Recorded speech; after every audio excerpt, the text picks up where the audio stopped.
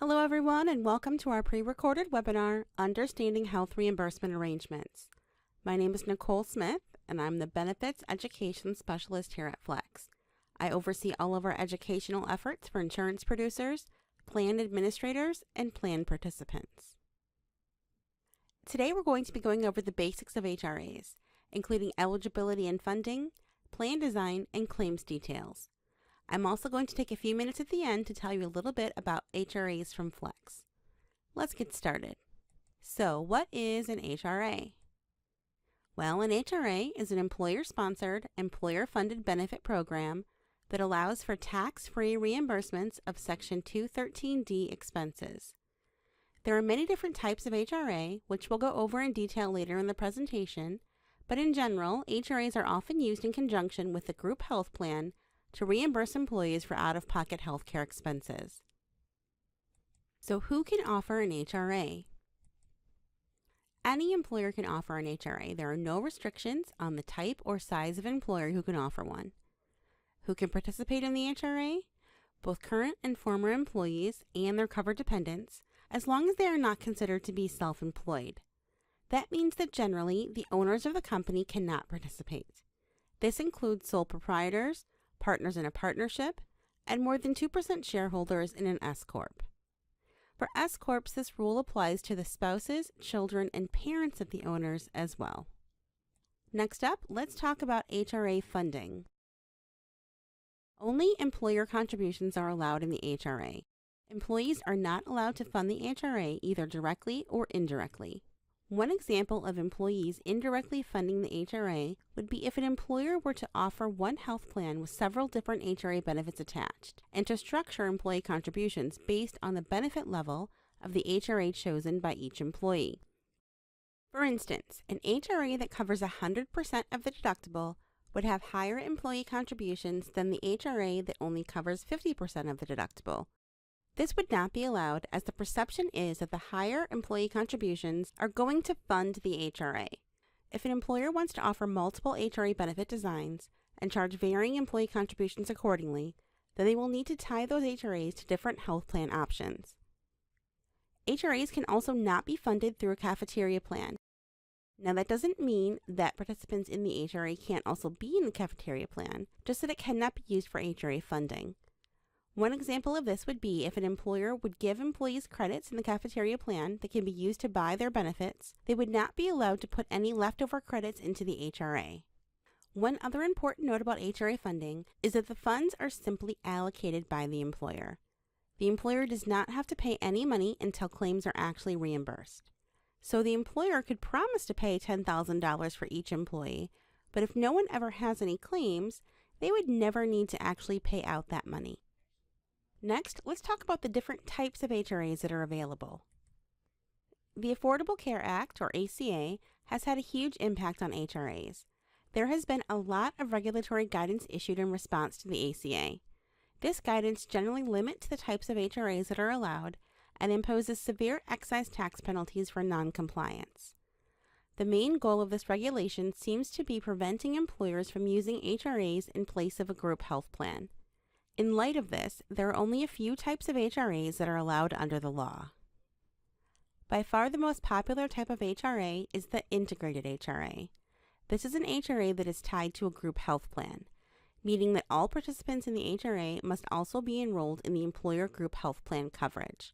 Of course, the health plan itself must comply with all ACA guidelines. I would say that this is the type of HRA that is offered by the majority of our employer clients. Another type of HRA that's allowed is the Accepted Benefit HRA. This is an HRA that only reimburses benefits that are considered to be accepted. This can be a standalone HRA, meaning that no other coverage has to be offered. We most commonly see this as a limited purpose HRA that covers dental and vision expenses only. This next one is called the Small Benefit HRA, and it refers to an HRA with an annual benefit of $500 or less. Other group health coverage must be offered, but enrollment in the health plan is not a requirement. This is a benefit that you might see offered to employees who waive the employer group health plan because they have coverage elsewhere. The employer might give them $500 in a small benefit HRA to use for their out-of-pocket healthcare expenses. It's important to note that rollover or carryover is not permitted on this type of HRA, so participants can never have a balance of more than $500 total. This is a fairly uncommon type of HRA, but we do see it pop up from time to time. Retiree HRAs are a benefit that is increasing in popularity lately as more and more employers are looking to get retirees off the group health plan but still want to provide some level of coverage. The retiree HRA can be offered as a standalone HRA, but all participants must be retirees. Typically, the way these work is that the employer gives retirees a fixed dollar amount in their HRA each year, and the retirees use this money to pay for Medicare premiums or out-of-pocket healthcare expenses. It's important to remember, though, that only retirees can be on the plan. So if someone is rehired by the employer, they must come off the HRA once they return to work. This last type of HRA is kind of like Bigfoot. They're rumored to exist, but most people haven't seen one in real life. Spend-down HRAs allow for account balances from prior to 2013, when the ACA provisions went into effect, to be spent down. So these are balances that have accrued and carried over since 2013. No other group health coverage has to be offered, but no new contributions are allowed either. The account can only remain open until the funds have been depleted. Obviously, these will become obsolete over time as the balances are spent down. Okay, now that we know about the different types of HRAs that are available, let's talk about how the benefit can be designed. There are 4 important factors to consider when designing an HRA. First, you should identify the need for an HRA. Then you need to decide on the eligible expenses and determine the reimbursement structure. Last but not least, it's important to create a policy to handle unused funds. So, what do we mean by identifying the need for an HRA? Well, the first step is figuring out what the employer hopes to gain by establishing an HRA. Are they looking to lower their premiums or keep their renewal increases as low as possible? Are they implementing a high deductible health plan and looking for a way to help employees cover the increased out-of-pocket costs? Maybe they want to use the HRA as a bridge to an HSA, taking baby steps to ease the employees into a new type of health plan without too much of a shock. All of these are good reasons to consider an HRA, but ultimately it's going to come down to the individual employer and their specific situation. Once you've decided on the goal of the HRA, it's time to figure out the types of expenses the HRA will cover. Eligible expenses are determined by the employer, but there are 4 options that we see most often. First, there's all Section 213D expenses. This would include all expenses related to healthcare, including medical, dental, and vision expenses. The next, and by far the most popular, is deductible expenses only. So this HRA is tied to a particular health plan and only reimburses deductible expenses associated with that plan.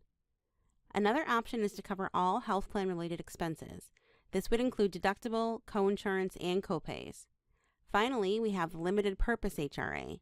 This would be an HRA that only reimburses for dental and vision expenses. Once they've decided on the eligible expenses, the employer will need to determine the reimbursement structure. Employers can structure their benefit pretty much any way they want, but there are a couple of options that we see most often. There's the first dollar option, where the HRA begins to pay immediately upon the first dollar.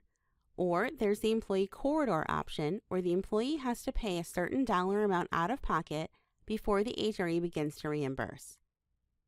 The employee corridor option is more common than the first dollar option because it limits the employer's exposure and helps to control claims costs. Another popular option is the sandwich design, where the employee and the HRA alternate payment. For instance, the HRA might pay the first $500 of deductible expenses, then the employee pays the next $1,000, and then the HRA kicks back in to pay the remaining $1,500. There's also the percentage split, where the employee and the HRA split their costs starting from the first dollar. For instance, the HRA reimburses 50% of eligible expenses, and the employee pays the remaining 50%. We sometimes see this combined with an employee corridor, which has the effect of almost mimicking a traditional health plan. For instance, the employee pays the first $500 of deductible expenses, and then the HRA kicks in and reimburses 80% of eligible expenses, while the employee pays 20%. Finally, we have the post-deductible HRA, where the reimbursement doesn't begin until after the health plan deductible has been satisfied. This is a plan design that is often used when the employer wants to integrate an HSA in addition to the HRA. The last component to consider in the HRA design is how to handle unused funds. HRAs are designed to allow for rollover of unused funds. However, this is not a requirement, and honestly, we don't see it very often. I would say that an overwhelming majority of our HRA clients do not include rollover on their plans, and this is really just a way to help keep the costs down. These employers are banking on the fact that most employees won't spend all of their HRA money, and they'd like to keep those funds in the employer account, not give them to the employees to use for next year. Still, rollover is something that should be considered as a way to encourage consumerism for the employees. If the employees know that they lose their HRA funds if they don't spend them, they might be more likely to go out and spend it, whether they really need to or not. On the other hand, if employees know that they can roll over anything they don't spend, they might be a little more careful with how they spend their money. If an employer does decide to allow for rollover of unused funds, there are some plan options to consider. They can place a cap on the accrued total. For instance, employees can only roll over until they reach the total amount of the deductible. They can also allow a certain dollar amount or percentage of the unused funds to be rolled over as well. Okay, now let's talk about how claims are handled.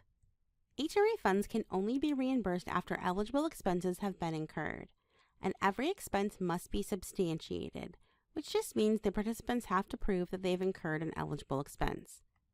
Proper substantiation must include the date the expense was incurred, the name of the person for whom it was incurred, the amount of the expense, the name of the provider, and a description of the service provided.